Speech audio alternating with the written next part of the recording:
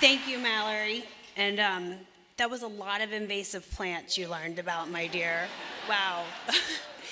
um, I think Shell has been a contributing partner and a proud sponsor of the First Tee since its inception. And what I learned this evening is that all of you are so inspiring. Can we have another round?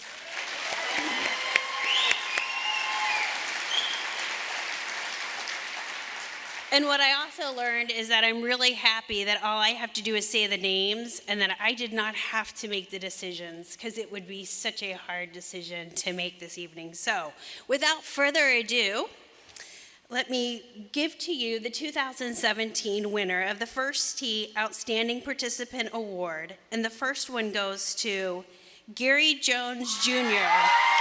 from the First Tee of Hampton Roads.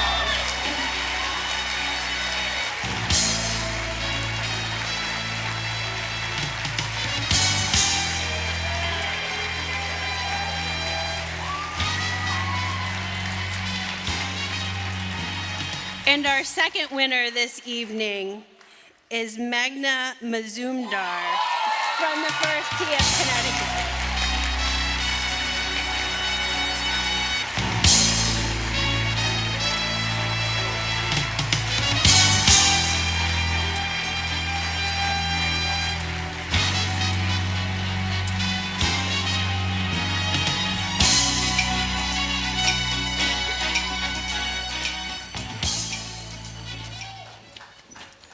Hey, Gary, Magna.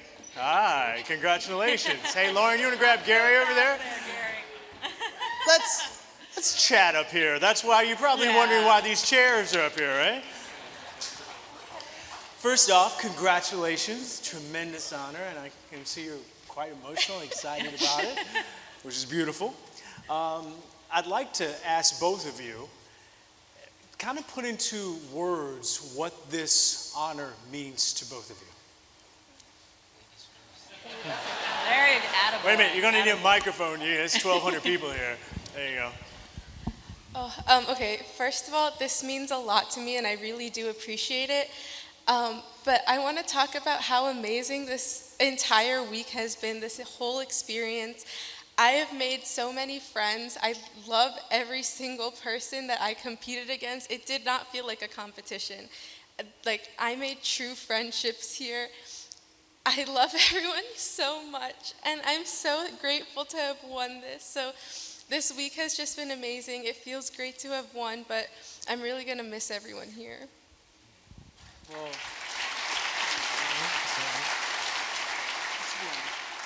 Well, first of all, I'm still trying to process what just happened. But I'm truly honored for this because it really paves the way for my future, especially college and what I'm interested in majoring in, just for my future in general. And I just want to thank the First Tee home office, and everyone really. I mean, everybody's had an integral part in this, and I'm truly honored to be a part of it.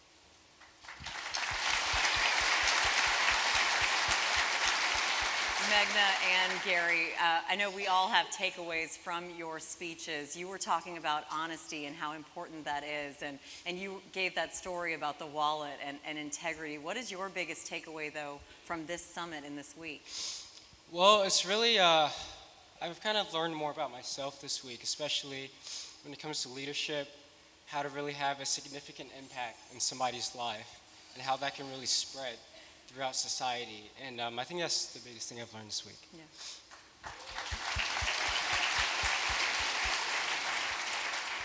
I think the biggest thing that I learned this week was, I've always known this, but this week really emphasized it, but that I have a really strong group of people to support me. I have an amazing go-to team, and this week I'm happy to say that I've added another 27 people to it, so thank you to everyone.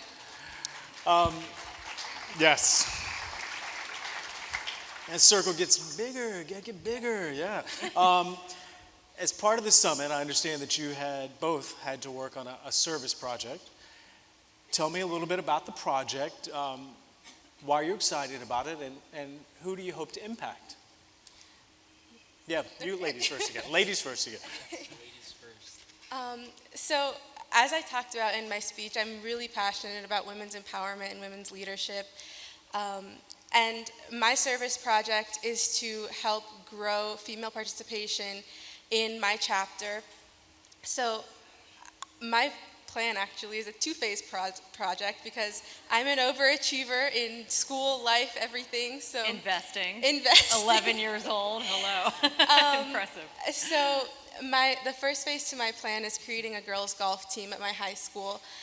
We only have a boys team, and I think that there are so many incredible girls who are at my school who love golf, are really passionate, who deserve to show the world what they've got. So that's phase one, is creating a girls golf team. And phase two is bringing the First Tee program into the 4 elementary schools in my school district. That's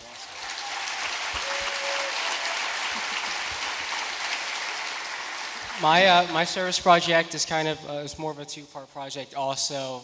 First of all, increasing teen involvement in my area. There's quite a few middle schools and high schools that don't even have a golf program, so their exposure to the game, or the very limited exposure they've had, is not very accurate of how fun golf can really be. And so I had a friend who said she used to be in the First Tee. I said, "You used to be in the First Tee?" I said, why did you leave?" She said, "Oh, because everyone was so much younger than me." Well, that gave me the idea, what if I created a teen golf class, just like we have a birdie or eagle class. And then at the end of the class, have a teen golf club where every week everybody meets up and they just have fun and play golf together. So that's something I'm really passionate about, and I'm really looking forward to getting started.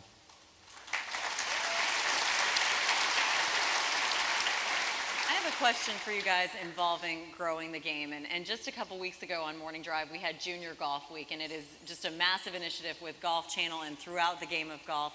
What do you see as the biggest inhibitor that maybe keeps young people away from the golf course these days, and how do you believe we would fix that? Megna, let's start with you. I went first last time. Oh, I'm sorry. No, I'm it's sorry. okay, it's okay. You got this. I got this. Can you repeat the question? I'm sorry. I'm still really overwhelmed. No problem. got this. Absolutely. Just the biggest thing that you think is maybe keeping junior golfers away from the golf course, and how you think we could fix that. Right, okay. So I feel like, and someone said this in their speech, but the whole idea that golf is like a rich white man's sport, it's really not. And I think that people need to be exposed to how great the game really is. And once they get that exposure, then they can see it. And me personally, I was exposed at a very young age.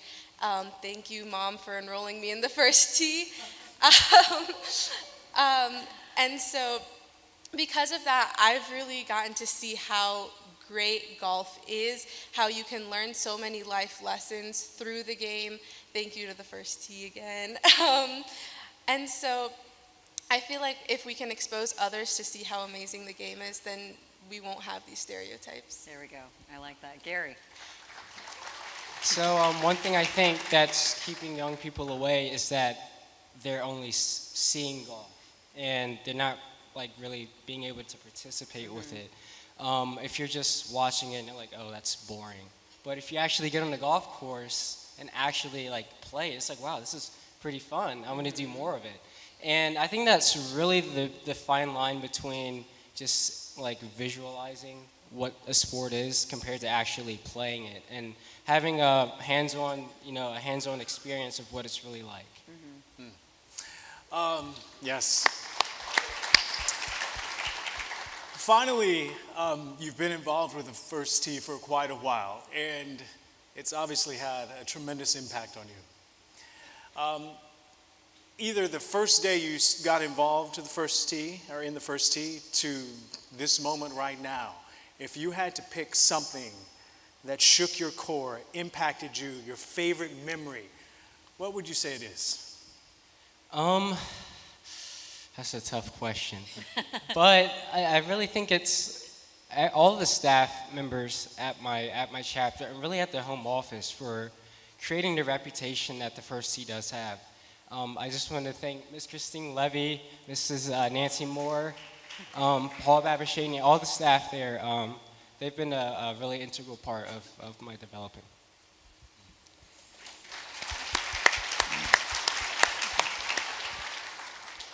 The first tee to me means so much. I have been with the first tee for 8 years. That's over half my life. And I've always said this, but the first tee of Connecticut and the first tee in general is really an extension of my family. And everyone has been so supportive, has given me unconditional love. Mr. Mark Moriarty, Mr. David Polk, Mr. Ted May, who I cannot thank enough for his endless support. All of my first tee coaches, I appreciate them so much. I'd say one of the things that has really impacted me the most at the first tee was my first ever first tee coach was Coach Ted Pisk. And in one of our first lessons, he had said that the reason to success is 3 things. And he pointed 1 at my mom, 2 at my dad, and 3 up at the sky, meaning to my parents and God, who's always watching out for me. So I think that was probably one of the biggest things in my life at the first tee. Ladies and gentlemen, let's give it up one more time for our winners this evening, Meghna Mazumdar and Gary Jones Jr. Come on, let's get a picture taken. Now stand on up, you two.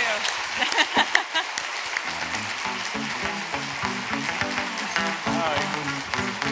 You hold that. Not too shabby, right? Joe Louis Sparrow to come up, please.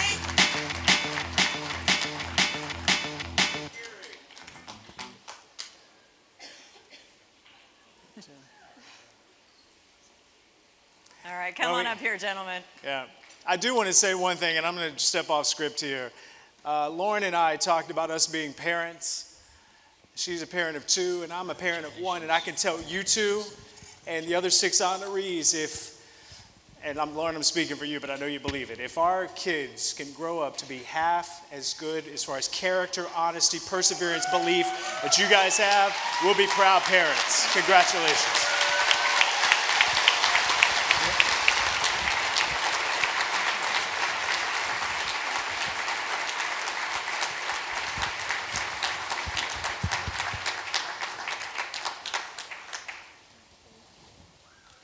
Well, congratulations to you both.